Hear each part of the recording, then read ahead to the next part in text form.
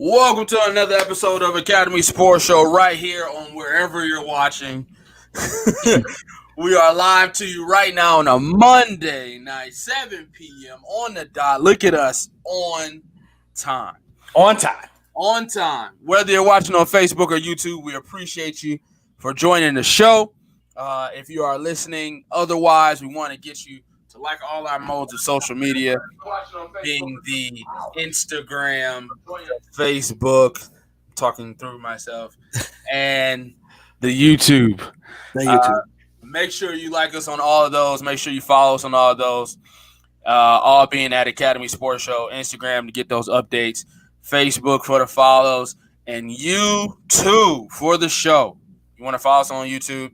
If you're not friends with us personally on Facebook to see the stream, YouTube is the place you want to go. Make sure you search Academy Sports Show, find the name, find the faces, subscribe to them, and then trigger that bell.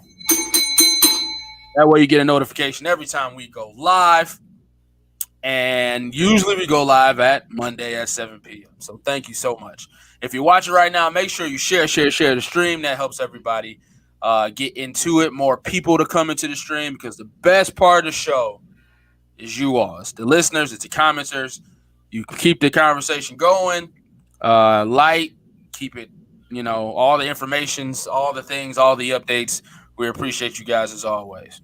All right, so with the breakdown coming up, I'm Yost Andre Douglas, and sitting to my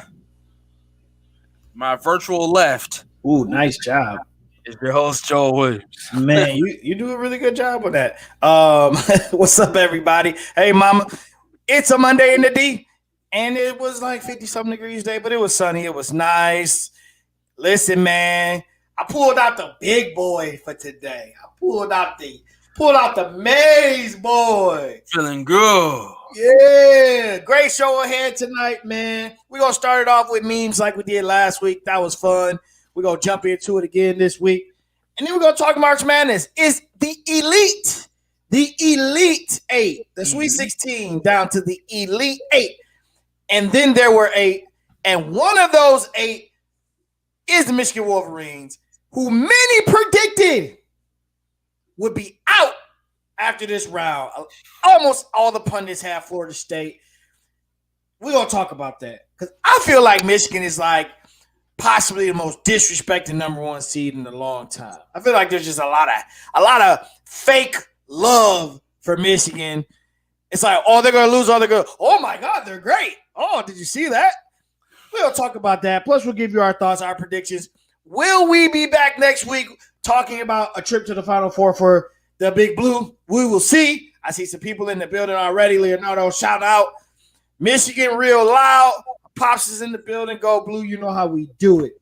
Also, NBA trade deadline has come and gone. The buyout period has come and gone. And some interesting faces have landed in some interesting spots. We're going to give you our thoughts on that.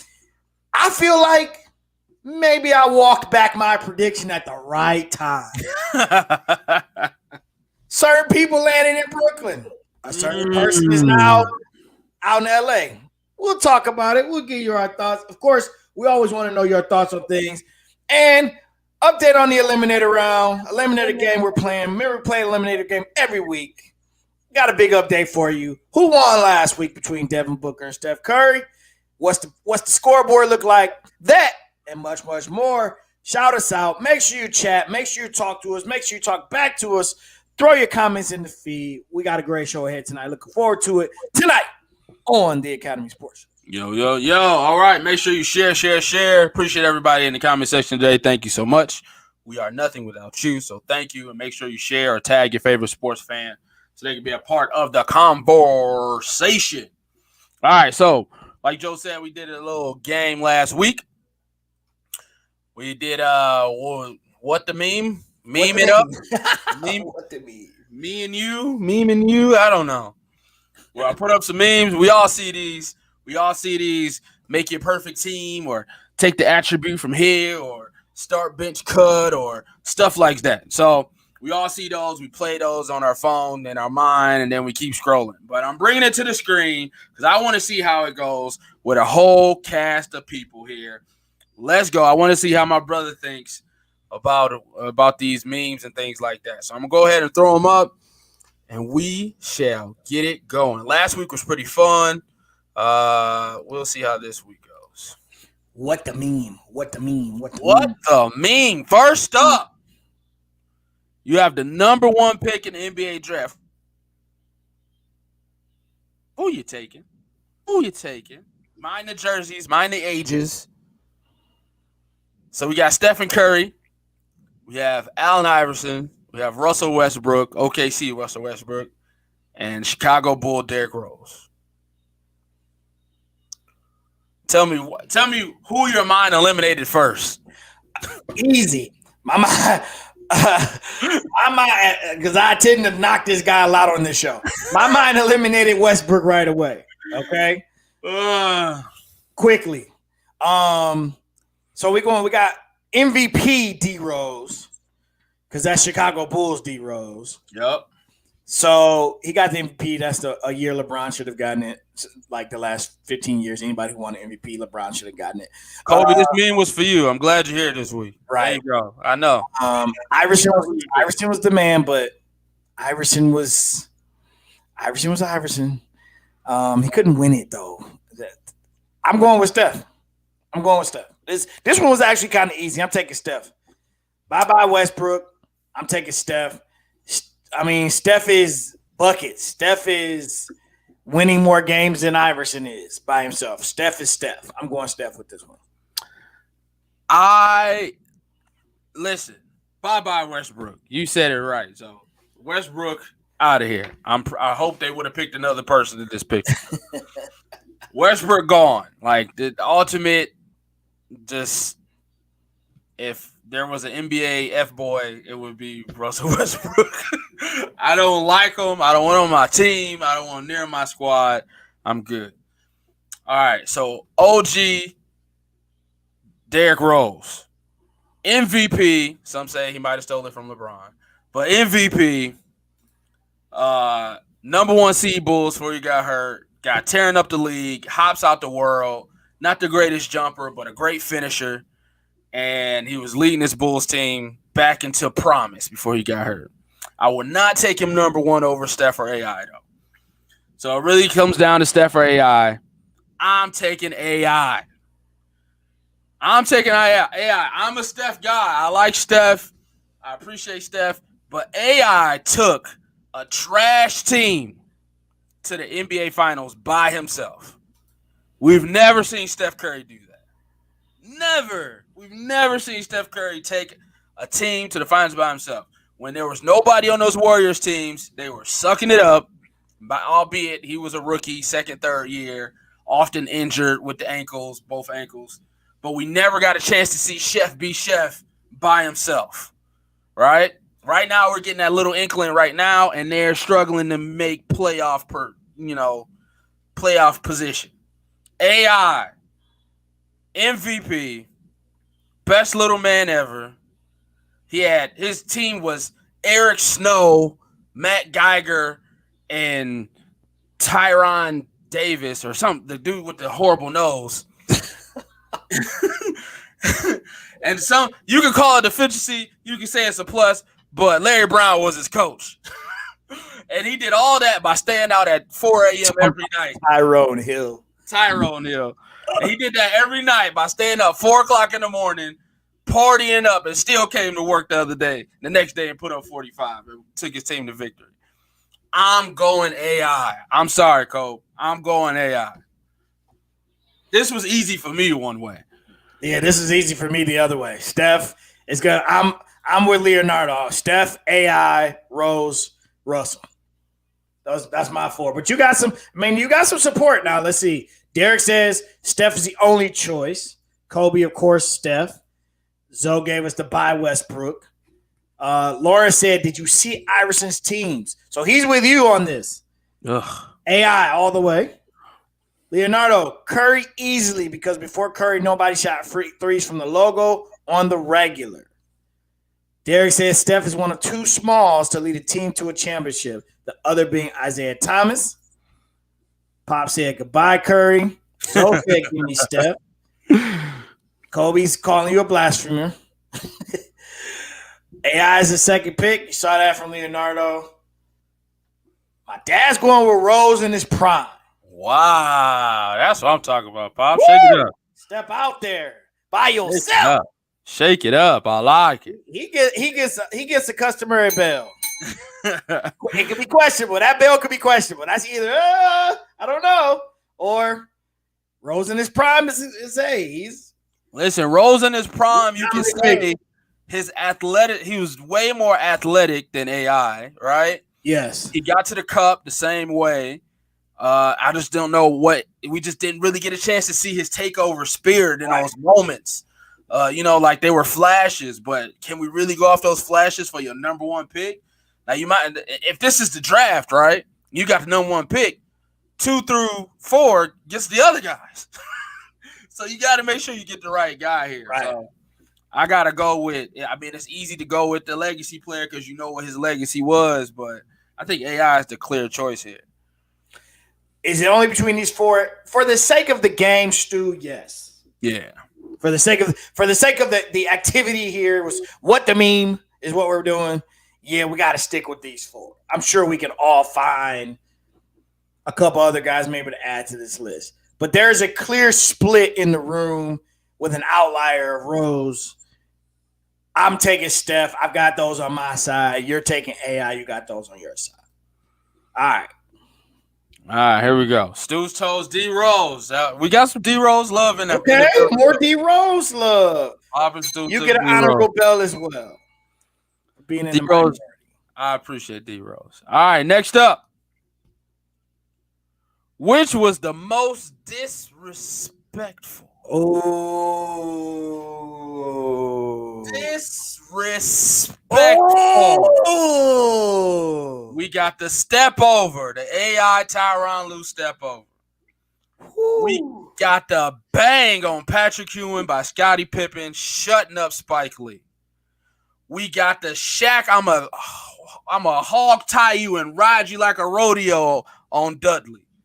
And we got the point jam, Sean Kemp, you fail. Look at this Negro. Which one you going with? Man. The most disrespectful. Rank them if need be. I gotta rank them, but that still make you gotta put somebody at 1. I'm gonna rank them. I'm gonna rank them. Woo! All right, I'm gonna go Pippen on Ewing 1, AI Tyronn 2.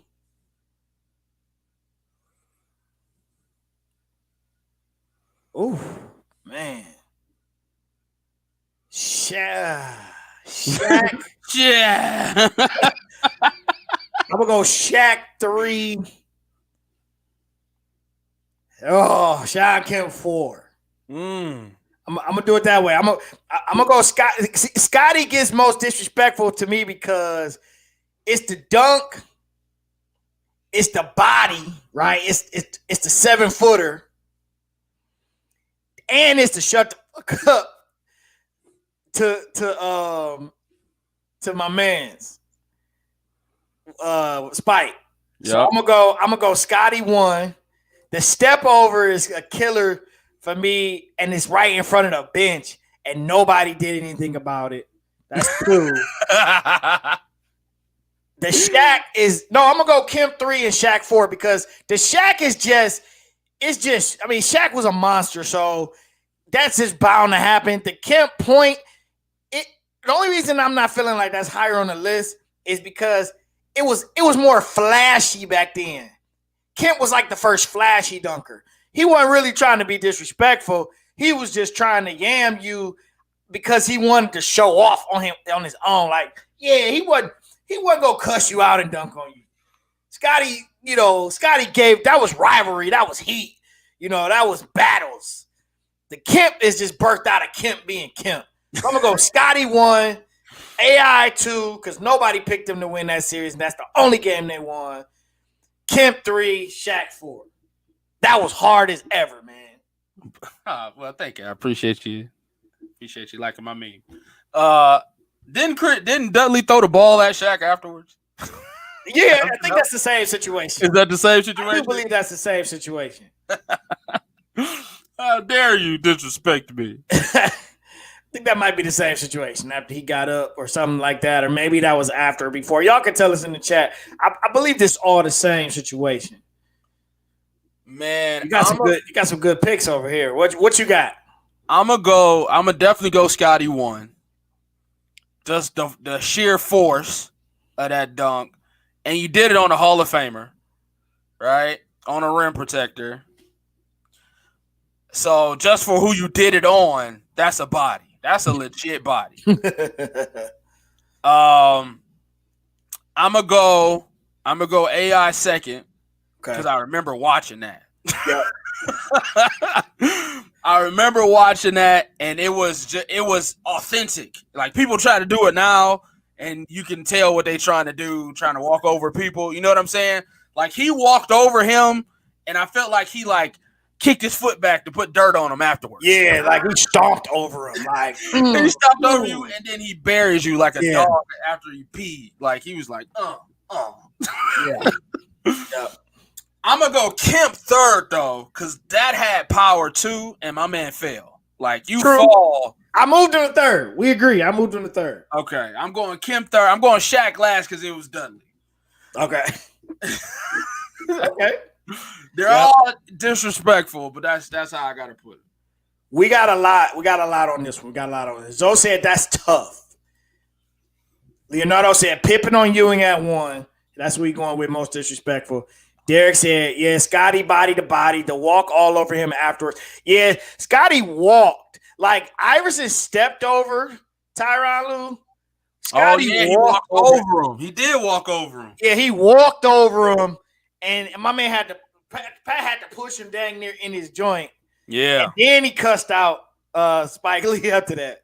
Yeah. Lauren said Pippen over Ewing, the rivalry of Bulls versus Knicks adds to it. Zoe said Pippen 1, Shaq 2. My dad said Kemp disrespect all the time. Kemp, Iverson, Shaq, Pippen. Okay, Pippen Kemp first. Pippen last. Stu on the others tonight. He trying to be different tonight. See, Pop said watch the Kemp highlights are dope. Kemp before he gained all that weight are stupid crazy highlights. Leonardo said Kemp 2. He picked Pippen 1, Kemp 2, Shaq 3, AI 4. Ooh. Zoe has AI 3 and then Rain Man. Pops likes my picks. Same situation. So they confirming for us that was the same situation. Shaq pushed him down after he dunked on him. Stu said Gatling was talking the whole game. Kemp missed a dunk in the first half. Dudley threw the ball at Shaq after that play. Okay, so there was some disrespect with the Kemp dunk. Yep. Same situation. So we confirmed that was the same situation. Chris Dudley got embarrassed. Poor Chris. He threw the ball at Isn't Chris Dudley the same dude that also couldn't shoot free throws? Wasn't he like one of the worst free throw shooters ever in history? He's such a forgettable player. That's what I thought. Yeah, listen to his name. His name's Chris Dudley. But when a guy 400 pounds, 7 foot 400 pounds, 300 pounds ducks on you like that and disrespects you, all you can do is throw the ball at him. Like that's pretty much all you can do. Yeah, that's true. These are definitely disrespectful. All of these are highly disrespectful. Yeah, and now knowing the backstory on the Kemp one, that had to feel good for him too. Yeah, that's different. Yeah, that one was difficult, bro. That was difficult. But I remember watching AI do that, and then dudes was at the playground the next day trying to step over people. Like, it was just, I mean, he's forever an iconic figure. Like, all these guys are great Hall of Fame-ish, some of them players, but AI is just iconic status at that time. It projects him over the other two. Okay. Missed you too, Stu. My man. All right, next up. First of all, thank you, guys. Thank you for all the crowd. For sure. Yeah, y'all killing it right now. Good love on this one. Next one. Oh, man. Which row wins? I don't want to hear this whack whatever team Jordan's on. I don't want to hear it. Or I'm going to stop picking memes with Jordan. I don't want to hear this. I'm picking whatever team Jordan's on. I want full breakdown analytic. These teams are playing each other in a round robin. Let's just set that straight. Which row wins? Team 1. Bron. Laura said, get ready to hear it. No, I don't want to hear it. I don't want to hear it. Team 1. Bron, Cap, Bird, AI. Team 2. Magic, Steph, MJ, Robinson. 3. Penny, Dream, KD, Cole.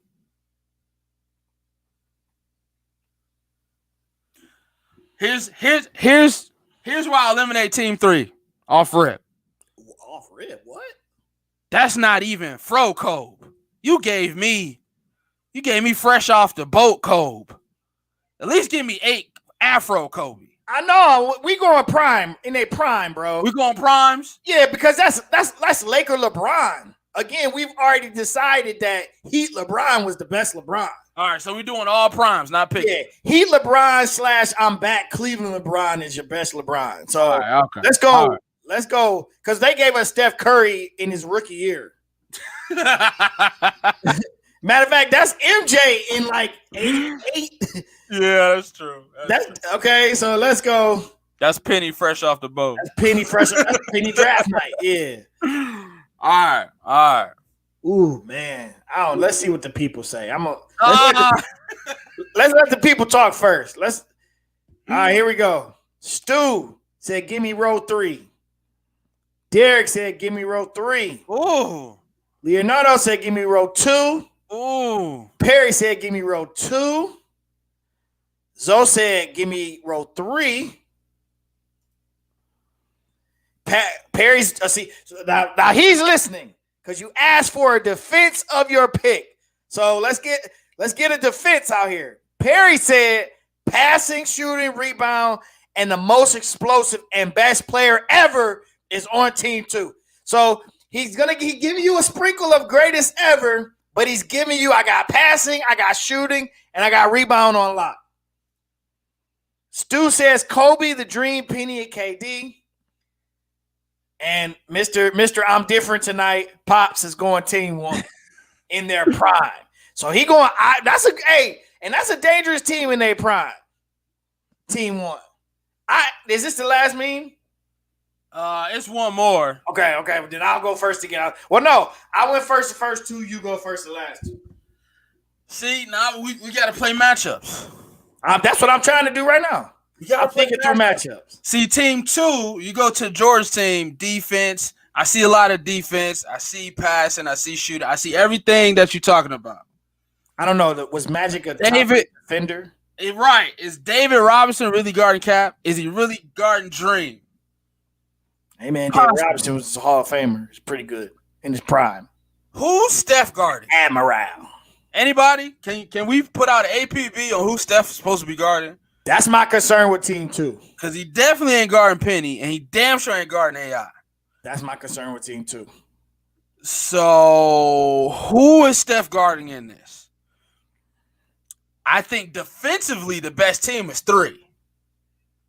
I think 3 has the best defensive stats. Team 2 has the best shooting stats. Team 1 has the best all-around player stats, to me. Just off rip, because I really don't see Cole would take Bron. Penny would take AI. KD and Bird. Perry just pointed out a question, though. What? Can they guard Curry, though? Here's the thing. Are these guys going to play Curry's game? Are they going to let him run all around off of pin downs and screens so he can get a shot off? It's not about letting him. If I'm that squad, we're going to take advantage, and that's what we're going to use. You really think Mike going to set a screen for Steph Curry? Hey, listen, we're just trying to get more matchups here. You really think that's going to happen? I don't know. I think the easiest bucket here is Team 3. I think Team 3 gets the easiest buckets. Kobe, KD, Dream, and Penny. I think I'm going Team 3. Okay. Now, Jared is pointing out, and I pulled up I hit the link, Jared. He wants to point out a couple things about Team 1, which I'm thinking that Jared is going with Team 1. And he's pushing the reason being the LeBron and Larry Bird factor. Okay. So LeBron's, I guess. Okay, so I think these are LeBron's two. This is LeBron's biggest season, Larry Bird's biggest season. LeBron 2014, 2015, Larry Bird 1986, 87. Bird shot 52% from the field, 28 points a game, 9 rebounds, 7 assists. LeBron shot 48% from the field, 25 points a game, 6 rebounds, 7 assists. So if you take those two guys and add AI and Kareem, it sounds like there's a statistical support for that team up top being a little more dangerous than what people are giving them. Because we are a show who loves our viewers, I just want to point that out. Vote how you vote. Okay. That's why Jared's going with 1. Let's get to the comments, and I'm going to make my pick too. All right.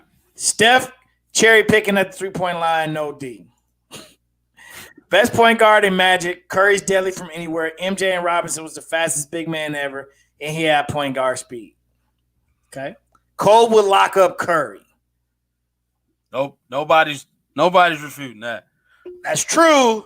But then who's going to defend Magic or Jordan? Nobody takes Bird's numbers, don't lie. Check the link. Checked it. You're being accused of hating on MJ, which you tend to do a lot on this show. Me? We're not that show. Come on now. You tend to make him number 2 a lot.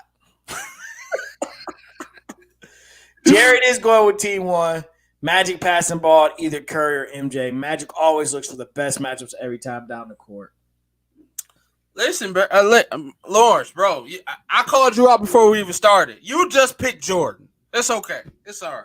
You called me out, I'll call you out. He named reasons though. He did. Yeah, but it was already locked in once you started picking. Because he didn't get ready for it. All right. So I feel like this is between teams 2 and 3. At first, I'm leaning towards 3. But everybody is pointing out a good point. It's who's Steph going to guard, which is why I would lean towards 3. But then you have to guard him too. If you put Curry on Steph, okay. I mean, if you put Kobe on Steph, then y'all figure that's a lockup. I don't debate that. But he's going to get a shot off. You put KD on Steph, that's a lockup. But now you're saying Kobe has got to guard Magic or Mike, or Penny's got to guard Magic or Mike. I think Penny and Magic kind of cancel each other out. I know. That's where I don't agree. I feel like matchup-wise, the team that is the toughest matchup is Team 2. Because each other team has somebody on that team that can defend. Team 2 has 3 people that can defend you. I'm going with Team 2 because they can do it all on both ends of the floor. They can shoot, they can pass, they can rim protect, they can rebound, but they can defend you on the other end. So I like Team 4. I would want to see it would be Steph and Penny. Penny has an advantage because of height. Steph's going to have an advantage from shooting. I want to see Mike on Kobe, and I want to see Mike on Durant and Magic on Kobe. Man, Kobe wouldn't allow that, first of all. Kobe wouldn't allow that matchup at all. It's going to be Kobe and Mike. Right. Off rip. And it'll probably be Penny and Steph and KD and Magic together. But think about this. Think about the switches. Think about when they run like a pick and roll and it's a switch. It's a problem. Do you think these old timers are switching though? I mean, This is where we get into the weeds, man. I don't. What version of this game are we playing? Like, what era are we in? Right? You really think Cole gonna switch off Mike? I don't see try that not happening. to, but screens are screens, man. Sooner or later, you gotta switch. I picked 3 because I think if you do get into that pick and roll, funneling down to the big man, I think Dream is the best big man on this board. Right? He's a guy that he defends better than the other 2. He gets his shot off better than the other 2, and he can get his shot off further than the other 2.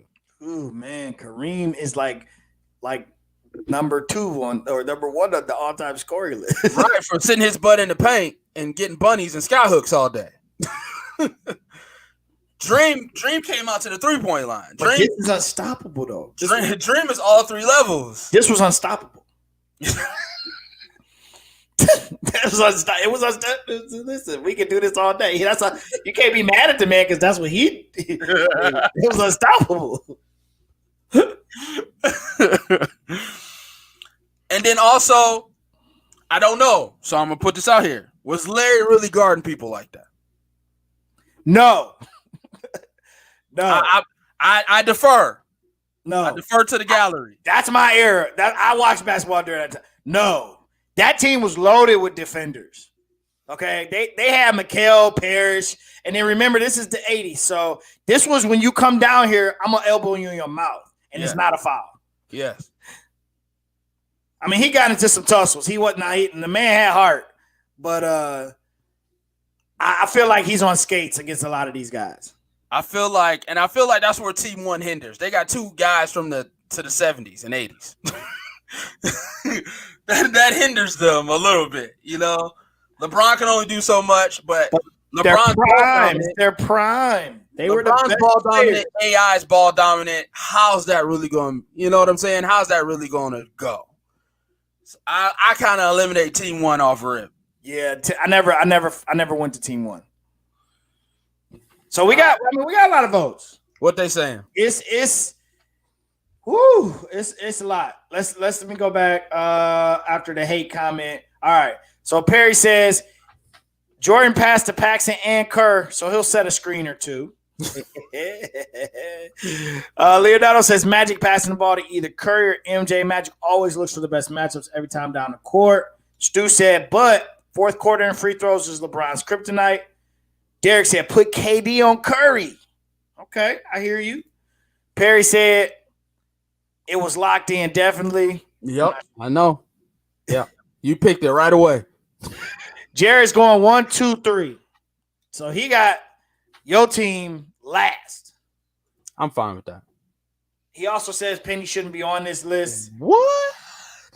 Kobe and Mike is a wash. Penny and Magic is a wash.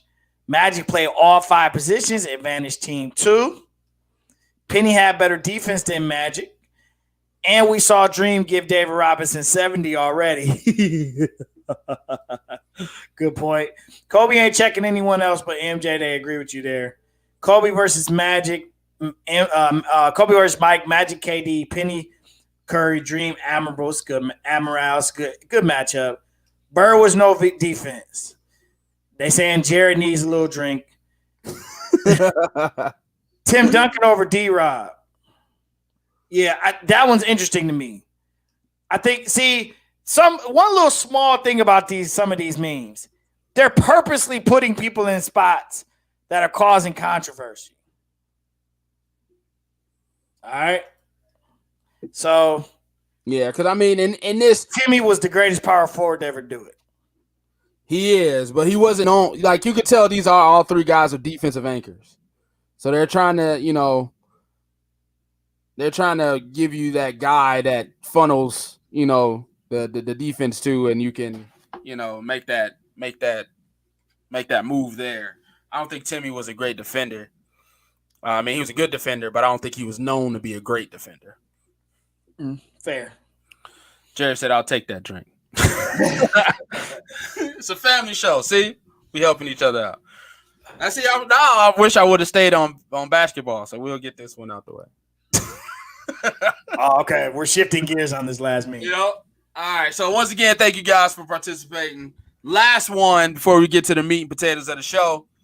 Start 1 bench 2, cut 1. I picked these guys because these were like my kind of era kind of guys when I first, really got into it. Not really got into it, but these were the guys that were kind of balling. So we got Priest Holmes, Jamal Lewis, Arian Foster, and Chris Johnson. Was it Chris Johnson? No, is that Chris Johnson? Tennessee Titans Chris Johnson? No, it was some other Johnson. Was it Chris? I don't think it was Chris. Was there a Johnson that played for the Chiefs? Help me out. I'm not. Yeah, Larry Johnson. It was Larry Johnson. Okay. Yeah. He only had like 2 years, but he was dominant in those 2 years. He was hot. I played with him on Madden a lot. All right, start 1, bench 2, cut 1. For me, I'm starting Priest Holmes. I'm benching Jamal Lewis and Arian Foster, and I'm cutting Larry Johnson.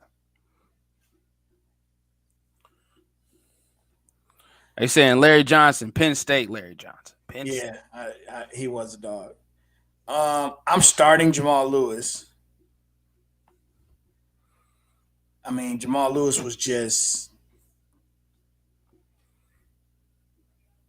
He's the biggest dude I ever seen run on his tippy toes. Yeah, I mean, this dude was he was, what do they call those guys? Bell toe or whatever, the cowbell. Yeah, hand the ball to that guy. I'm gonna go Jamal Lewis to start.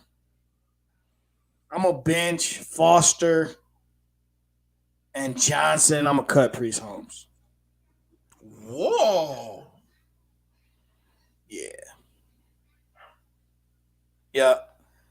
Jamal Lewis, give me that power. Arian Foster, give me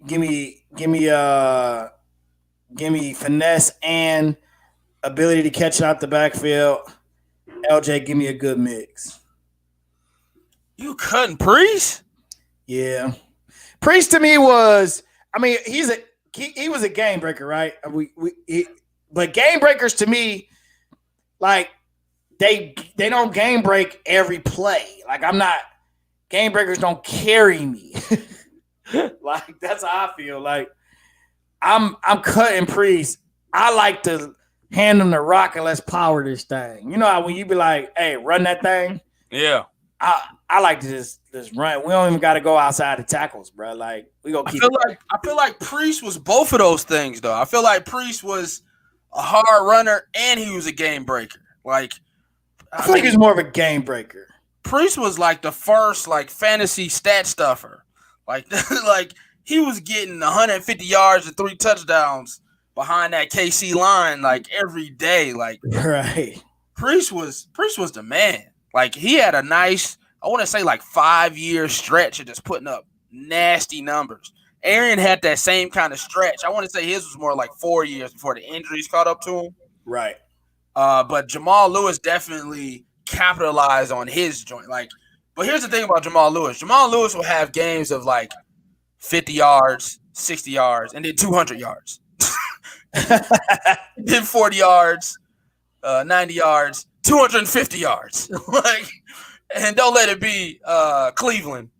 I'm surprised you went with him because he used to kill Cleveland. He did.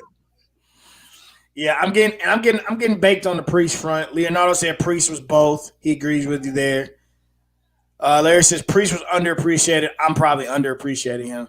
Bye-bye to J-Maul. That's big. J-Maul was a dog. I don't know about that, but okay. Everybody has it right. Start Priest, bench LJ and Foster. He said bye-bye to J-Maul. Wow. I think it probably is the most common cut is probably LJ out of the 3. So I'm probably talking crazy for cutting Priest Holmes. I mean, a lot of people keeping LJ. I see more Foster. I see more Foster and Lewis cuts. I see people cut Foster, I think, probably because it feels like he was injury prone. Okay. But that dude was an animal too. So he got a lot of Foster was a great two-way player. He caught a lot of balls. That's what I'm saying. He used to do it. That's why I feel like I'm getting that from Foster. I'm getting the power from Lewis.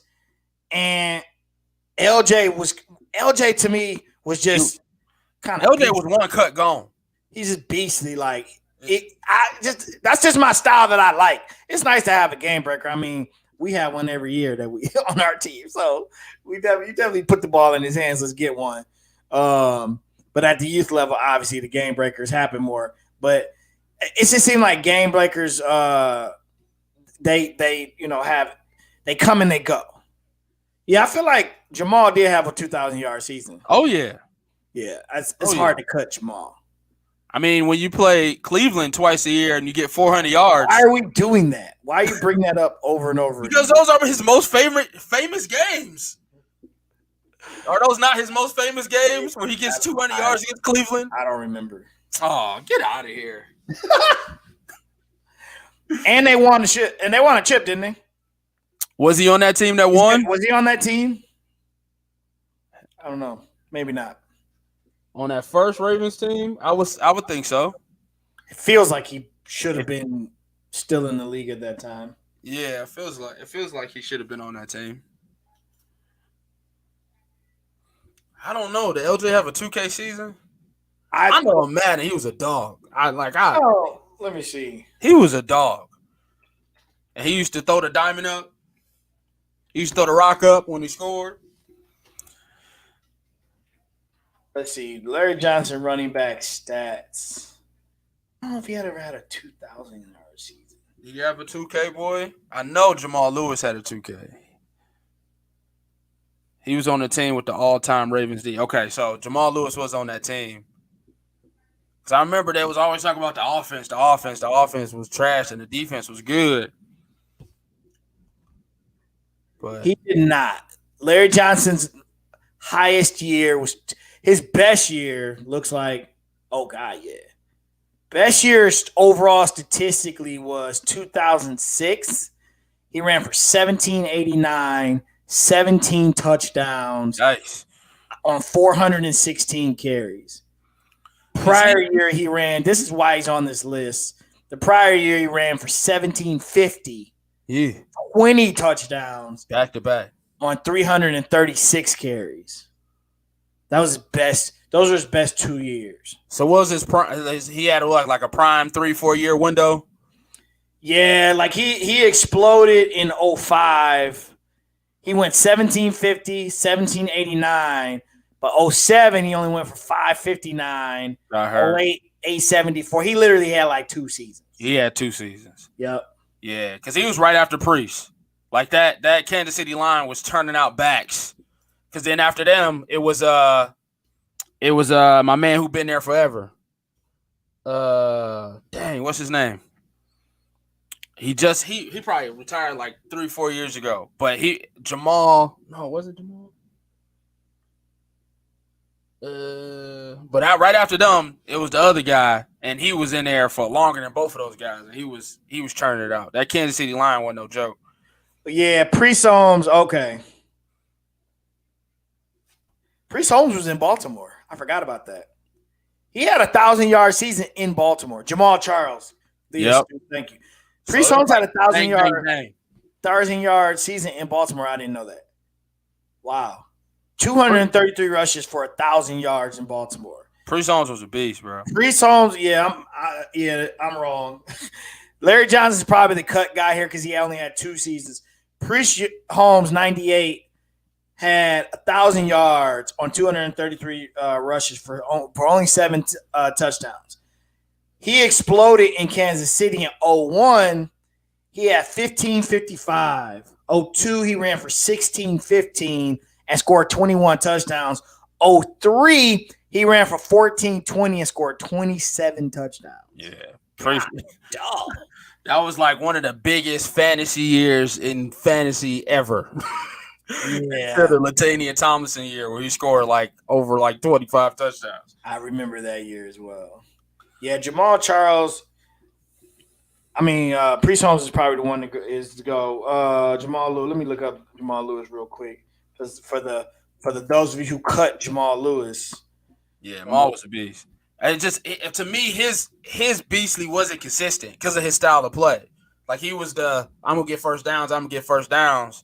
And every once in a while, and he'll get that 80-90 game, but then he'll just come on your head with a 170 boy or a 200 boy. You're right. Yep. Because so the most touchdowns. Can you guess how many touchdowns do you think Max was his biggest year? Jamal Lewis. 15. Close. 14. 2003. He ran for 14, and he ran for 2,066 yards that season. Because they didn't score. He was their whole offense. Load the box. Yeah, can you imagine? People know you're running the ball, and you still get 2,000 yards. So this dude was durable. He only had one season where he missed the season because of a knee injury. So 2000, he ran for 1,364. He missed 01. And then here's his runoff from 2002 to 2008. Here's his runoff. 1,327, 2,066, 1,006, 906, 1,132, 1,304 first year in Cleveland. Thank you, Jamal. We appreciate you for coming back. 1,002 in Cleveland, and then he ran for 500 in his final season in 2009. Okay. I thought he had 2K twice, but he only had it once. One time. Okay. So yeah, I think it sounds like Larry Johnson is getting cut unless let's see. I think Arian had three good years, and then it was just downhill from there. Arian went 16-16 in 2010, 12-24 in 11, 14-24 in 12. And then he went 12-46 again in 14. But here's the thing about Arian. We pointed out the year he went 16-16, his biggest year, he also had 66 receptions as well. Yeah. So Arian was a beast. But you use a guy like that, a running back like that, over and over again, he just couldn't stay healthy after that first injury. I mean, reaching for him on fantasy after those years, hoping that he would be good. Yeah. And he just never got back right. But Arian was a dog. All right. So a lot of choices here. Jamal Williams, the only one that came off the field third down. He wasn't a high volume touchdown guy. Yep. I like Foster. I feel like Foster only had two years. Yeah. No, he had more. He had 4. He went over 1,004 times. From 09 to 16, he went over 1,004 times. Yeah, and I feel like with that 16, that's kind of when Jamal Williams came. Or, I'm sorry, Jamal Charles. Yeah. And then Perry said LJ's good years may have been in college. Yeah, he had some good years when he was at Penn State. All right. So that was actually a good one. That was a good one to round it up. That was What the Meme here on Academy Sports Show. I guess we landed on that one. If you got a meme you want to send it to us, hit us up. You see the tags at Academy Sports Show on Instagram or Facebook. You see us at JWill02 or me, Dre _ on air. If you got a meme, you at home, you're scrolling, you're playing the game in your head. I would start this guy. I would bench this guy. This line is better than that one. So just send it to us, DM us, and we'll throw it up here on next week's show. All right. So thank you, everybody, for participating in the game. Let's get into the meat and potatoes of the show. Now is your moment. Now is your moment.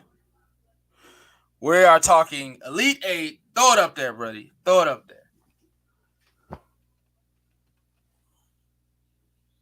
Y'all know what it stands for. Let's go. Throw up the bracket for me. Come on, man. It's ridiculous. The disrespect that we are getting in this tournament is ridiculous. Ridiculous. So we're down to the Elite 8. Gonzaga, USC, Michigan, UCLA, Oregon State, Houston, and Baylor. And is that Arkansas? Arkansas, yeah. Baylor and Arkansas. I've been saying that since forever. All right, so go ahead, talk that talk, man. How you feel about your squad? Hey, man, I'm confident right now. I'm confident. Listen, I like the matchup with us and UCLA. Watched that game the other night. Last night, that UCLA-Alabama game was ridiculous. Alabama did give the game away because they couldn't make a free throw shot. At the end of the day, though, UCLA is on a run. I looked up UCLA's team today. Tallest guy on the team, 6'10", 6'9". Everybody else is like 6'5", 6'6". To me, this is a classic matchup that Michigan should dominate because of the style of basketball they play. Offensively, if you have no answer for the space-eating Dickinson in the middle, then it's tough to beat Michigan. So you got to be able to address that space because they spread the floor well. They pick and roll well. They talked about this. Leonardo said, "Hey, I was born in Arkansas." they talk about this on the game the other night. Matter of fact, it wasn't even on the game. I think it was on a halftime show. I think Kenny pointed this out. If you look at this offense, the way what's been installed by Juwan Howard, you're looking at an NBA-style offense. They come down and they use their big man in everything. I get annoyed by the fact that he doesn't touch it as much like on the post as I would like. But the pick and roll game and the fact that you have to account for him rolling every single time, not only in the roll, but also in the hedge guy, because if you're rolling on the weak side and there's that guy standing in the corner, you can't leave him, because if you leave him, then I'm going to make that pass if you to the corner for the three, or we're going to dump it down. So I love the way they play offense. You just look at the NBA style of offense that they play, and it's beautiful. Then the way they defend as a team, and I think that's dangerous. They should win this game. I'm nervous because I went to school there. I stay nervous all the time. They should win this game, and they should win it handily. I think they should win it like a number 1 seed should win over 11 seed. To Florida State. Yeah, they should get them again. And then I think we should be looking at the matchup of matchups, because to me, whoever wins that first semifinal or that Final Four semifinal between them and Gonzaga is going to win the national championship. Ooh-wee. What I really enjoy, it definitely looks like their offense is repetition. Like, you can tell they practice hard about where the pass is going, where the cut's coming from, because it flows really well. Right. And another thing too that I see the difference is that they're not shooting like on the first pass shoot like they used to. Right. They're driving. It's a shot fake, and I'm driving to the hole. Y'all come up, and then we make the pass. The only threes they make are wide open wide open threes. Like, you don't see a lot of contested threes. You don't see a lot of jacks up. You know what I'm saying? Like, you don't see a lot of late in the shot clock shots. Yeah, it's a hard head fake, and I'm going straight to the rack if it's not a pick and roll. So you could tell, like, he told them to stop shooting, attack the rim, get to the line, and your shooter will be wide open if you make the right pass. So I really enjoyed that beating that they put on Florida State. Yeah, so Perry just pointed out, don't think they're disrespected. They just have a tough road. Great coaching, smart and tough. Not as explosive as Baylor or the Zags. I would agree with that. Like, they're not as explosive. Like, they don't have the quintessential athletic guy that can dominate a game. Like that one guy, right? And the guy that everybody would have counted on is Livers, but he wasn't explosive. He was just super consistent. He's a 3-and-D guy. At the same time, I also feel like it was extremely disrespectful for people to pick Florida State over Michigan. I watched Florida State a couple times this year, and I thought it was disrespectful. Yeah, they were super long and big, but they had offensive droughts throughout the season. They turned the ball over throughout the season, and they were known to just jack up shots. And they came into this game, they only made 6 3-pointers before getting to this round. How dare you? This is fandom me feeling some type of way about it. They didn't make a 3-pointer until the second half. In the second half, right. So that's really what it was. But a lot of good points being made by the fellas in the chat, man. Appreciate it. Jared just pointed out this other factor. Juwan Howard, difference maker. The dude can coach. I think we're seeing this guy can coach. And his ability to relate to his players. Like, he still got a little young in him. A little connection to them. Mm-hmm. And the NBA element, he brought it. The family, some of his pregame speeches, his discussion after the game, how he keeps him locked in. I'm excited, man, for not only for this year, but excited for the future as well. Yeah, he got the old man swag too. Yeah, So you do. they respect that. Yeah, you do. Do you see? Because right now, so far, I think LSU has probably been the only team that really like came in with a game plan. Like everybody else is like, we're playing our game.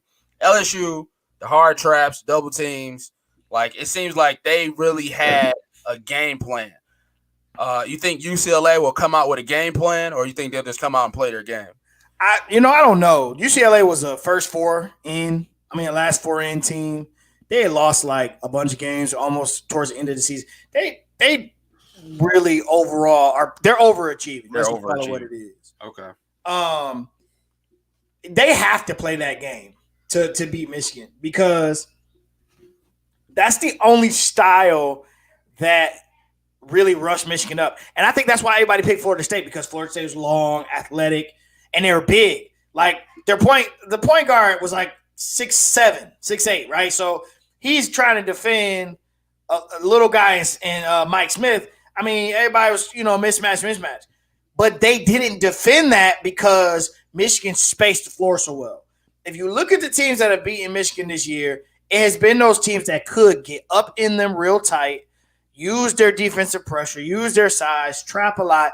But if you don't have that setup, if you're not made like that, then it's hard to do. And it's only a handful of teams in this bracket that could do that. LSU was one of them. Gonzaga could play you like that. It looks like you dodged the bullet because Alabama was one of those teams too. Alabama was one of those teams that Perry just pointed out. Thank Bama for missing 14 free throws, because they were one of those teams. And they thought Florida State, because Florida State could switch everything. Okay, fine, switch everything. But what you don't have an answer for, which I think is going to give UCLA fits, and I think it'll be interesting because Gonzaga hasn't seen this style. But what you don't have an answer for is the impact that Hunter Dickinson has on the game and the impact that Franz Wagner has on the game. They come differently. They're built different for the style. They're perfect for the style of basketball. So I don't know. To me, this Michigan UCLA game, it shouldn't be close. It should be Michigan double digits. But the matchup to me is going to be Gonzaga Michigan, because I don't see USC knocking Gonzaga off. That's a pipe dream. Okay. And Matter of fact, it looks like the Pac-12 saga or love fest is about to end in the Elite Eight, because I believe Houston's blowing out Oregon State right now. Okay. All right. So, and then Leonardo, you're picking Arkansas, right? Against Baylor. I think to me, that's the upset alert. That's the trap game to me. Is the Arkansas Baylor game. That's the upset alert to me. Baylor should win that game, but I think that is a quintessential trap game. Arkansas is a legit team, and they can run with Baylor. Baylor should win it, but I definitely think Arkansas Baylor is a trap game, and it wouldn't surprise me if Baylor went down. Yeah, this probably should be the best matchup of the 8. Yeah, I think so. I think Gonzaga's going to handle USC. I like Michigan over UCLA. And like I said, Houston right now, Houston is up 31-17. So Perry said Michigan will be in every game due to coaching, but the Zags and Baylor would give too many problems. The Zags are scary, man. We'll see. We won't get to see Michigan Baylor. The Zags are scary. I'll save my. It's going to be a much more tamed. I'm gonna be excited to be there, but we definitely drew the 1-4. We become the 1-4 matchup in the Final Four because we were the lowest 1 seed going in because of stupid losses at the end of the season. Yeah. Doggone Illinois. It took some time for us to adjust to not having livers, but once they got used to it, it's good. Good. All right. So be in front of the TV. This is what game? This is Thursday, right? No, tomorrow. Tomorrow, okay. Yeah, so tonight you got Oregon State, Houston. Houston's up 32-17, and then you have Baylor, Arkansas following, and then tomorrow night is going to be Gonzaga, USC first, and Michigan, UCLA is at 9:56. Prime time, baby, prime time. Yeah, right. I like it. I agree. Baylor's guards are very, very good. Yeah, Baylor's super athletic. They can get in their own way sometimes. So they should. Again, Final Four to me should be Gonzaga, Michigan, Baylor, Houston. I think the Houston one's obvious unless Oregon State makes a run. But I think you ultimately get the 3 number 1 seeds there, which most people had. It's funny because sometimes the brackets don't work out like that. Usually like a number 1, a couple number 1s get popped. Illinois got the first one, but I think it should be the 3 number 1s and a number 2. So we'll see. And it should be pretty entertaining. But I still think the Baylor-Arkansas game is a trap game. Okay. And we ask this I'm gonna ask this every week since Lawrence brought it up in the first week. Are we enjoying March Madness without the Blue Bloods? Is it still giving you the warm and fuzzies? Yeah, it is. Right. We'll let Lawrence answer that. But I think we're good. I think we're in a good spot this year. I think we're good here. With this year's bracket. Shout out to the Blue Bloods, man. Get back in it. All right, so you got it. That is the March Madness talk. All right, next up. Oh, that's not supposed to be there. That's supposed to be there. All right, so the NBA trade deadline happened. We'll talk about trade buyout or player buyout next. But this focusing specifically on the trade deadline. I texted you, man. I was like, man, there's some guys moving. It's like we talked about some guys on different places. A couple of these guys already played. All of these guys played on their new teams already. When you first heard these trades go down, it wasn't like a mega blockbuster trade deadline, but some guys moved to strengthen up some playoff teams. So that was the thought. It's like, which one of these matters the most? Right. If you had to put a question on it. Yeah, because they're all underwhelming to me. Like, they're not huge, like you said. They're not big splashes. But the one that could potentially make the most noise is the Aaron Gordon Denver trade. Like, that's going to be interesting to me because I want to see – they just became a lot more athletic. And I want to see if he can have a scoring impact with that team and almost like that difference maker impact. Like, I'm not a Heat believer. So you added Oladipo. Good for Oladipo because I think he was in the wasteland of was it OKC, I believe it was, or was it Houston? Houston. He was in a bad place. Good to see him back because before he got hurt, he was a dog. Luda Atlanta is like okay, Magic City, let's go. It's the Hawks. Magic City Lou Will is back. Yeah. And then my man to the Bulls, okay. And Rajon to the Clippers. Hey, don't do Vooch like that. Don't, come on. It's the Bulls. Don't do Vooch like that. It's the Bulls, though. But it was a good move, though. It was a good move for the franchise. Maybe not for this. What, so they can keep Zach low or whatever? Oh, God, you're so disrespectful. Is that, I mean, they're going to be. Zach Lowe is a beat writer for ESPN. Yeah. What is his name? Zach Levine. Zach Levine.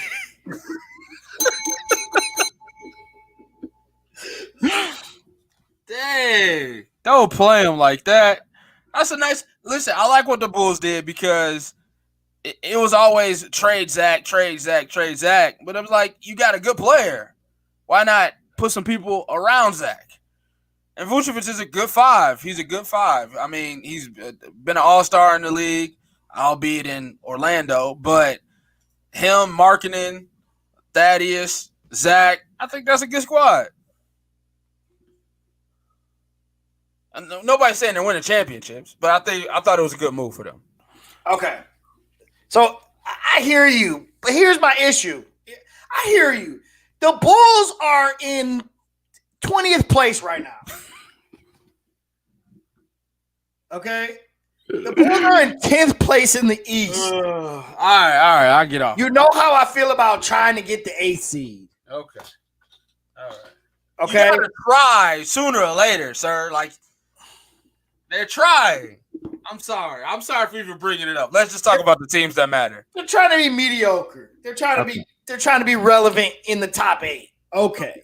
Right. The biggest move out of all of these to me is the Denver move. Okay. That's where I'm at with that. All right. I don't think I don't think Rondo's going to do anything for the Clippers. It's nothing. I don't What think he did for the Lakers last year. Beautiful. What he's going to do for the Clippers is like womp womp womp. I think he does nothing for this team. Because here's why. I don't think there's any respect there. I don't think he respects any of their acumen. I don't think he respects the superstars there. I don't think he respects their work ethic. Like, Rondo is an IQ guy. Rondo is a guy that wants to know there's players on the floor working as hard as him. And him and LeBron worked. LeBron, and AD worked. You can see that put them on another level when he came back during the playoffs. Like, just his IQ. They didn't need him to score, but his IQ enough gives him buckets, right? Right.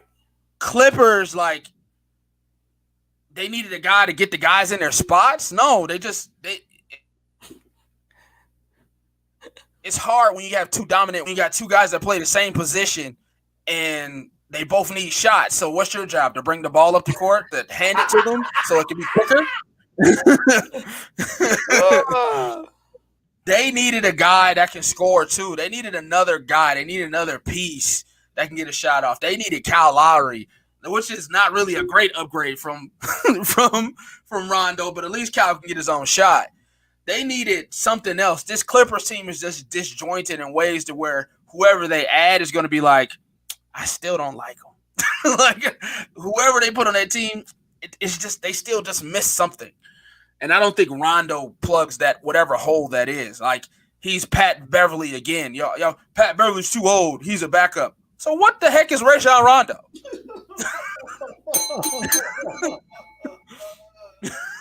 Yes. It's the same guy. You got the same guy. So he does nothing for me. I agree with you. The Aaron Gordon trade helps Denver. They help his depth. I was looking at the box score the other day. They're handling guys. And Jokic is only scoring 19, 20 points. Jamal Murray, 17. Him, 19. Like, it's all even out. Everything's, when you're scoring 130 points and not one guy's over 30, that's letting you know the ball distribution is going. Everybody's getting a shot the way they play. I think Mike Malone is one of the top 5 coaches in the league, and he's going to put this guy in a great position to score. Denver's dangerous with this guy. What they saying? Well, we have a question about thoughts on Drummond joining LA. We'll talk about that in a sec. Rondo's going to do what he does every year down the stretch. There's a little belief there that he's there. Leonardo says Aaron Gordon is going to do what I thought Porter should have been doing. Yep. And Stu said I can see Rondo and PG getting into it a lot. And Perry's with me on the vote. I mean, hey, man, it's solid, but it's a decent squad to be average.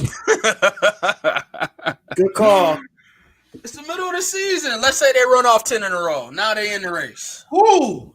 The Bulls. You never know, man. You never know. You do. That's the thing about the NBA. I'm not an Oladipo guy either. I believe he does nothing for them. Well, to me, now you have the Heat have the same 2 players. Yeah. Which is weird. But I'm just happy to see him get out of the dumpster fire he was in. I don't think he's good. Oh, I think he's super athletic. I hope he comes. The Oladipo, prior to the breaking of the leg, Oladipo was very, very good. He's been hurt for the last 8 years in a row. He had a compound fracture. He hasn't recovered. He hasn't had a full season yet. Like, I don't think he's that good. Like, he was a small fish. He was a big fish in a small pond.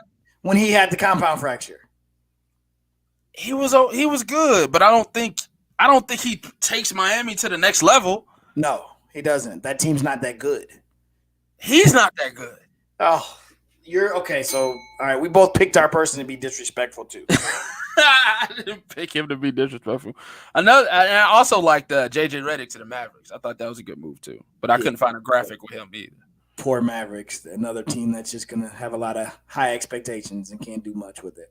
Bro, Rondo is Beverly. Neither one of them can shoot. They both talk, and it's just like, shut up. Like, Rondo has as many petty moves as Patrick Beverly does, and they not gonna do nothing. I feel like Rondo is irritated right now. I feel like Rondo would have rather gone to any other team but the Clippers. I feel like he got the Texas like, dang. Yeah, that's true though. Pat doesn't assist like Rondo. True. Pat doesn't have the IQ. He doesn't have the assist. Rondo is the better player. But I'm saying skill set wise in this offense, they're the same guy. They're the same. Who like Kawhi's running screens and alley oops. So I don't know what they're actually doing. To be honest, not that guy. Like he's setting up somebody on the block. Like anybody could do that. They should blow that situation up. He's not a game changer. Oh, Kawhi's gonna blow it up this offseason. I don't think he's gonna PG got his money. He's good. I don't think Kawhi's coming back. Especially how this season's about to end. All right, let's get to the buyout market. All right, so we already know Blake Griffin joined the Brooklyn Nets a couple weeks ago. LaMarcus Aldridge. If you're a fan of RDC World as me, you saw LeBron's reaction to LaMarcus Aldridge going to Brooklyn. He's the guy that always overreacts as like he's LeBron James that does the parodies. You know the guy I'm talking about? No. Oh yeah. I haven't seen any. I've seen the ones that I know you're talking about now. Okay, yeah, he did one. He's stretching. It's like, hey, LeBron, what you gonna do? It's like, yeah, man, I'm just trying to get straight. He was like, Brooklyn got LaMarcus Aldridge. What? I'm 36. I'm 36, and they keep doing this to me. Call Adam Silver right now.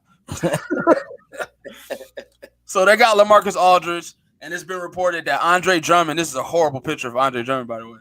Andre Drummond is going to the Los Angeles Lakers. Interesting, yeah. Any thoughts on this buyout market? Well, I think you're not getting a lot of love for the Rondo deal. One thing Rondo can do is pass the ball, control the offense. You need Rondo at the end of games. Those are true things, but the Clippers are just not.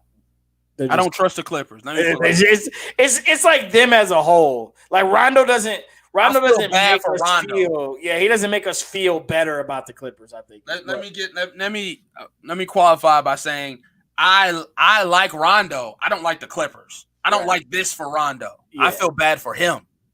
I respect him as a basketball player, but I don't think they satiate his appetite for basketball there. It's just dudes just playing basketball. I don't think his connection with LeBron would be the same with Kawhi. I don't think PG is his type of player. Like this guy that played with Garnett and Ray Allen and Paul Pierce. Like I don't think PG's set up like that. So he's above them, is what you're trying to say. I would look down on them if I was Rondo. So this buyout is interesting, man. Like it's like the old guys are all going to Brooklyn. And we ain't won nothing, man. Let's go get a ring. Yeah, like shout out to RDC World. Perry just pointed out. Bro, I want to be honest with you. I'm glad I walked back my prediction about the Nets because it's ridiculous now. Like they're stupid loaded. Now, what's going to be interesting is that they're stupid loaded, but they're not built like some of these guys are used to playing. Like LaMarcus Aldridge is a pick and pop and post up guy. Way past his prime. Do you think that Kyrie, Durant, and James are about to play that game? No. Blake Griffin, it just happened to be out of the dumpster fire that was the Detroit Pistons, and now he feel like he got something to say. Talking about some, I still got it. Man. All I've been hearing about is I suck, and I'm done. You did suck, sir, for 2 wonderful seasons in Detroit. So stop it. But ultimately, they're the best team in the East. Now that they have to go prove it. The Lakers' pickup of Drummond might help them survive. Drummond was having a great season in Cleveland until they had the issue, and he ends up on the bench because they basically didn't want him to get hurt because they were going to end up trying to trade him. And you ultimately had to do a buyout, and you spent like 20-something million to do it, which is crazy. But ultimately, he helps them because he allows my man, what's his name, Montez? I want to call. What's the Trez? Yeah, he allows a big fella to go back to the 4 and be a power forward because he's not a center, and poor kid, he was kind of getting beat up by the centers. And then Gasol can go back to the bench, right? And so it gives him a little balance. It does become interesting though, when AD comes back. Can you play AD and Drummond on the floor at the same time? Like, Drummond is a rebounding machine, but he does like to score. The Lakers like to play AD at the 5 and put LeBron at the point. It's going to be interesting to see how that matches up. But I think the Drummond addition is really, really good. And when the Lakers get healthy, they become the favorites in the West again. And I think he also helps them put them back maybe over the top of what some people are saying. Utah is the best team out there. So it'll be interesting. But these are good pickups for both teams in different ways. I don't know what the Nets are building a good second team. That's what Stu says. That's true. It's a bunch of old guys who don't matter. Like, they don't matter. Like, for real. Like, when Harden and Kyrie and KD are all healthy again, these guys don't really matter. No, these guys don't. I don't think neither one of these guys get the game. The LaMarcus Aldridge game, like the other game, the Ruby Gibson game. Nobody gets one of those. Like Blake of the two, Blake will give you a good 15 on a good night. A good 17 if he's in the right area or hitting threes. LaMarcus, he's their Paul Gasol. He's their Marc Gasol. He's just going to be a slow guy going up and down the court. He's not as old, but when was the last time he was really checking for LaMarcus Aldridge? Right. Yeah, I know AD likes to play the 4, but their best lineup is usually when he's at the 5 because there's no 5 in the league that can check him. So when they like to go kind of positionless, like if you think about last year when they made the run and they won the championship, their best lineup was Rondo, LeBron, and AD being on the floor, and then you had a couple shooters, whether it was like a KCP and Blondie or something like that. Like, it was usually AD at the 5. So usually when they go to their death lineup, they like to put him at the 5 because no center likes to come out and guard him. He's a virtual mismatch for anybody that's going to have to check him. I just think but when he plays the 5, then he's got to bang, and then he gets hurt, and so that's why he likes the 4. That's why he likes the 4. Yeah. I just wonder how AD and Drummond work on the floor together. I don't know that. It'll be the same way. Like, he's young Dwight Howard, right? When Dwight was on that team, depending on matchups, whether it's Dwight or JaVale, depending on this Drummond or Trez, like they'll play that matchup right. During this stretch where both guys are out, he definitely helps this roster. Oh yeah, for sure. He's definitely, he can be a 20-20 guy on a given night if you play your cards right. He allowed Carroll to be himself. Yep. Yeah. But he's late game situations. He can't be on the floor in late game situations. So. Well, I don't know. At this point in his career, they made a rule for Ben Wallace, so now it's after 2 minutes or you get under 2 minutes, he can play because he doesn't have to shoot free throws at that point, right? Because they used to go hack up in. That's probably. Do we even see that? Are they still hacking people to make them shoot free throws? No, not recently. Seems like that's kind of gone out of style. I feel like in that scenario where you said AD plays the 5, those were kind of like late game situations. Yeah, that's true. He's not. If AD's at the 5, he won't be on the floor. Yeah, I don't think in that last 2 minutes he comes off the court. Right. In the fourth quarter. So, like, he's good for 46 minutes. And then after that, his availability is not, unless they doing that sub for defense, sub out for offense, that kind of scenario situation. But he's definitely an upgrade from Marc Gasol. He's definitely an upgrade from Trez. I've had things to say about him as a Detroit Piston. I feel like, and I believe I was right at that moment. While he was with the Pistons, that was his ceiling. I didn't think he was going to get any better than what he was, and I was right. Like, he is what he is. That's fair. He's an offensive rebounding machine. He gets you bunnies. He gets you oops. But other than that, he's never going to be a back-to-the-basket guy. He never developed a post-up game. He never developed that one move that he can just get a bucket on. He's a bunnies guy, and he's going to get you hella boards and hella bunnies. So, for the time being, That's good for now, but you got to figure out what you're going to do with them once you get to playoff time. There you go, James. We told you how we feel about it, buddy. Battle of the former Pistons.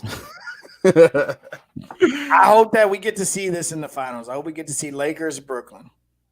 I'm not sold on the Lakers no more. Like, I got to see him healthy. I definitely got to see him healthy. All right, so that's all I got. Eliminator! All right, so we got this game called Eliminator. First of all, thank you everybody who's been commenting and participating in the show. We appreciate it. Make sure you share, like, comment, subscribe, all that great things. If you haven't done it yet, go to the YouTube and subscribe. If you got a Twitter or Facebook or anything like that, make sure you share, get more people in here, and get your sports friends in here as well. The more comments, the more engagement, the better. All right, so we do this thing called Jump and Shoots the Three. Yeah, right. He shoots it. He don't make it. We do this game at the end of every show called the Player Eliminator. Brought it back from last season. So the Player Eliminator, we pick one player each week. Their point total is our point total. We go head to head. Whoever's point total is highest, that's the person that wins the week. But the catch is, once you pick that player, you shan't not pick that player again. All right? So last week, Joel picked Devin Booker. He got you 35, 36 some points. 35 against the Hornets. And I picked Steph Curry. You know what I'm saying? And Steph Curry did not play. He did not play. So that eliminates Steph Curry for me. I can never use him again. That eliminates Devin Booker from him. He can never use him again. So far, I've used Dame Lillard, Jason Tatum, and Steph Curry. So far, you've used Zion, Bradley Beal, and Devin Booker. All right. Who you got? I won last week. Winner. So right now, you're up 2-1. 2-1. I got first dibs this week. You got first dibs. Give me Dame time. Give me Dame time. Now, see if I can get a two-game lead on you. Give me Dame time Wednesday night versus the Detroit Pistons. Ooh. I feel like that's a good night to put a 50 ball up. Come on. Blow them out early. Sit out the fourth quarter, Dame. We don't need you to play the whole game. All right. Dame versus the Pistons. My pick is Wednesday. I'm picking Donovan Mitchell against the Grizzlies. All right. So this is a home and home. Yesterday they played the Grizzlies. He put up 36, 37. So now they're going to Memphis. Hopefully he can do that again. All right. So Donovan Mitchell against the Grizzlies. I'm going with you, bud, on Wednesday. All right. Stu says it's 50 easy for Dame. Listen. Come on, Stu. Come on, man. We here, bro. Don't do that to me. All right, so it's Donovan Mitchell versus Dame Lillard this week. All right, so now's the time we pay the bills. Shout out to Mr. Mike Von Plumbing. Von Plumbing, both licensed in the shirt, provides top quality services at great prices. Whether it's just getting up to cold waterproofing or daily home services, we suggest you call the man. 313-304-7786. VonsPlumbing.com. Gives you a map of all the areas that they service as well as the services that they provide. But we suggest you call the man.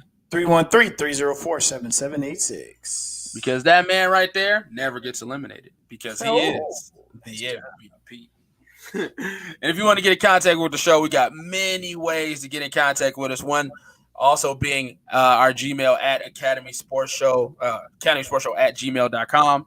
If you want to be a part of the show, or if you got something in the pub, or if you want to be a sponsor on the show, anything like that, make sure you hit us up at our Gmail, Academy Sports Show at gmail.com, as well as all our tags at Academy Sports Show on Instagram, Facebook, and most importantly, the YouTube. Make sure you like, comment, and subscribe everything on the YouTube at Academy Sports Show. And if you got something to send to us personally, you see the tags at JWill02 on IG and at Dre_on-air for me on IG as well. Sir, John Moran will outshine Spider. Hey, listen, as long as they both go for a 50 piece, I'm good. He was not out. I know. And then he became out. And I couldn't double back. So come on, Spider. Give me that. Come on, tie it up. Tie it up, Spider. All right. So first and foremost, thank you to everybody who participated in the show today. Thank you for all the comments. As you know, we use a system that feeds all the comments into one system. If you're commenting on Facebook, you comment on YouTube, we see all the comments, and we try to get everything up on the screen and acknowledge everybody that's a part of the show because we are nothing without you guys. I appreciate you. Rudy. Who's Rudy? I don't know. Rudy was offsides. What? Rudy. Makes me watch Rudy now. All right. So thank you guys so much. And before we close it out, turn to my boy Jay Will. You got anything else for him? No, man, that's it. Listen, man, enjoy these last few these games. We got a little space. MLB starts this week. Joke. MLB starts this week. Opening day is Thursday. We don't talk a lot of baseball on this show. And then you'll get Final Four next week. So be back with us next week, 7 o'clock Monday. Final Four predictions. The way the schedule is set up right now, I believe. Are the dates on your bracket? Because the schedule's been weird. Normally these games are done on Sunday. So is it Monday? Because normally they try to have the championships on Monday. So it's possible that the Final Four could be Saturday and Monday, but that would be a shorter break. So I'm not sure if that's how they're doing it. So either we'll be here to talk about the championship game next Monday night, or we'll be talking about the Final Four leading into the championship game next week. Not sure. Saturday, April the 3rd. Saturday, April the 3rd is the Final Four starting point? Yep. Okay, so it's going to be Saturday, Monday. So we won't be here to predict the semifinals, but we will be here to predict the final Monday night before the game starts. So definitely want to join us. As you heard, make sure you hit us up on all of our social media, whatever mode you would like, and we'd be happy to oblige. And big shout out to those in SoundCloud and Apple World. If you listen to us on the Purple Podcast or on SoundCloud.com, we appreciate it, as always, all the comments. If you ever want to catch us live, join us on YouTube. We'll be here. That's it, man. That's all I got. All right. Houston's destroying Arkansas. Houston is destroying Oregon State. It's 34 to 19. You just want to say Arkansas again? Yeah, pretty much. All right. On behalf of myself, Andre Douglas, Joel Williams. Hey, man. See y'all next week.